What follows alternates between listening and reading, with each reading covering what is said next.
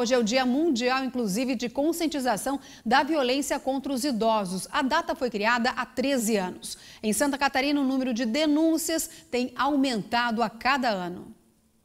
O que elas têm em comum? Todas já na casa dos 80 anos, muito bem vividos. A dona Edi, por exemplo, mora sozinha há um bom tempo, mas isso não é problema para ela, não. Eu gosto de dançar com alguém, só isso. Mas eu vou a música, teatro, cinema. Eu sou uma pessoa que gosto da sociedade, encontrar alguém.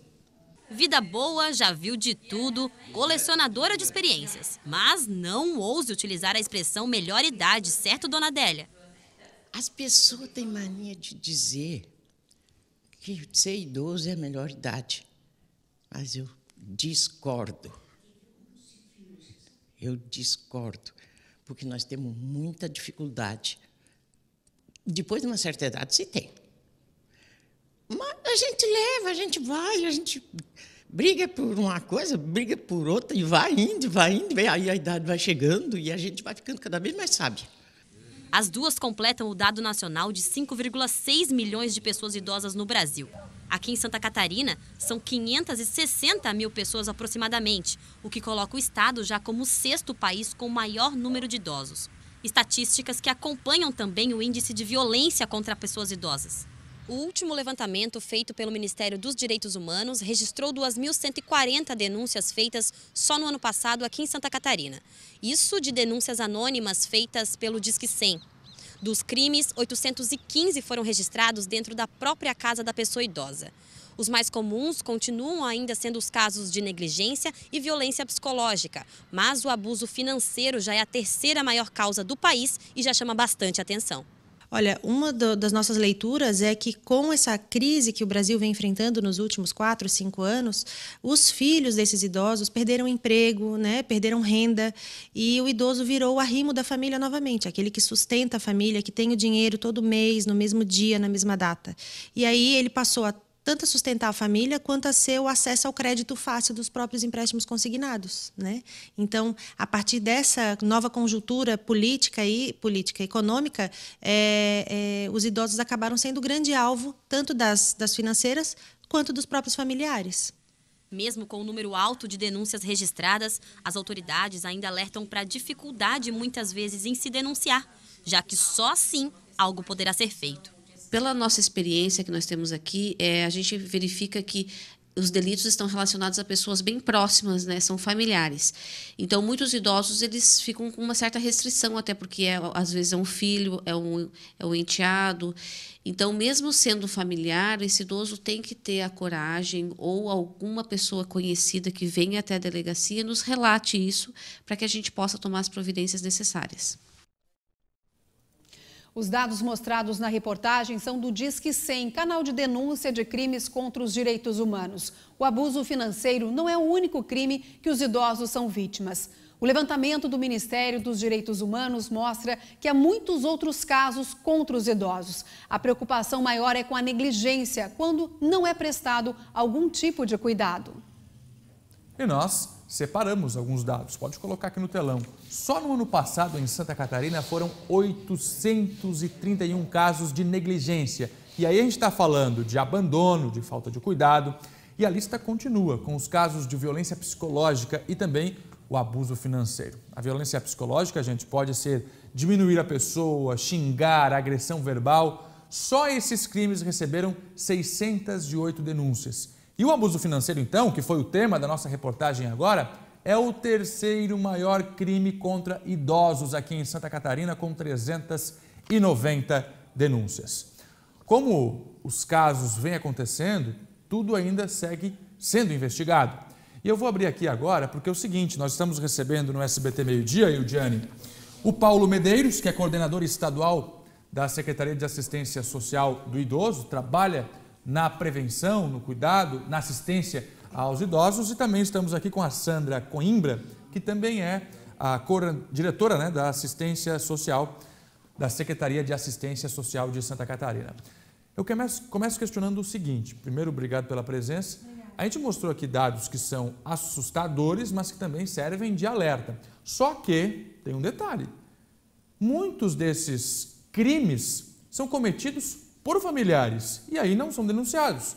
E isso quer dizer que os números podem ser maiores. Sim. Boa tarde. É isso? Boa tarde. A minha lógica está certa? Com certeza, Fernanda. A sua lógica está completamente, absolutamente certa. Na verdade, em qualquer faixa etária, a maioria das violências cometidas contra pessoas são cometidas por familiares e os mais próximos da pessoa. Inclusive, essa é uma realidade também para os idosos. A maioria é praticada pelos próprios filhos, enfim, netos e os parentes mais próximos. Então, quer dizer, aqueles que deveriam cuidar são hoje os principais vilões? Violadores de direitos, exatamente. É impressionante. Isso chega a assustar. Paulo, eu queria saber o seguinte, a gente mostrou aqui uma reportagem sobre o crime financeiro. Como é que realmente isso acontece na prática? O familiar, ele pega a documentação do idoso, consegue empréstimos, rouba a aposentadoria? Como é que funciona esse crime na prática, hein? Boa tarde. Sim, boa tarde, Fernando. Boa tarde a todos.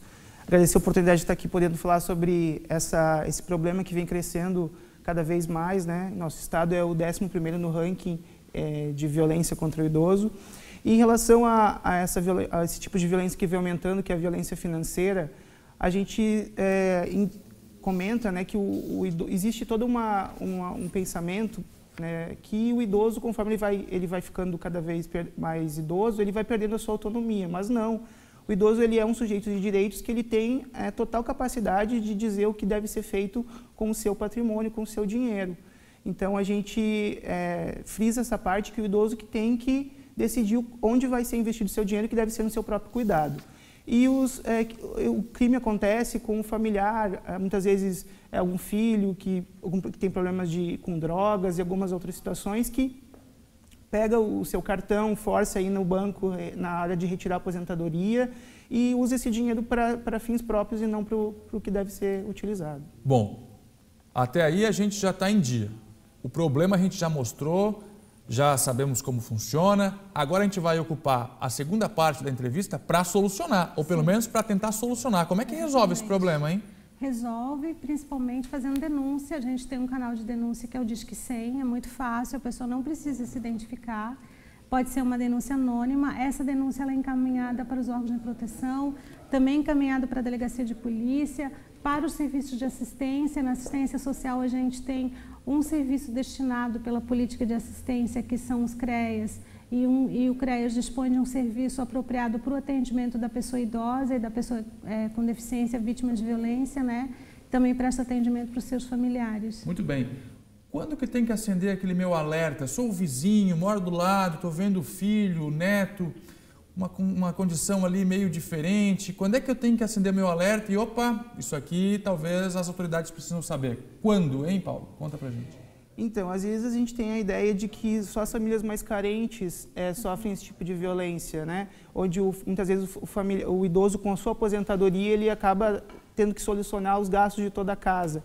Mas esse tipo de violência acontece também nas famílias com poder aquisitivo maior, né, onde o idoso, geralmente, ele pode ser tirado do seu quarto, colocado no quarto dos fundos, deixar de poder aproveitar em viagens ou outras coisas, deixa de sair de casa, fica mais recluso.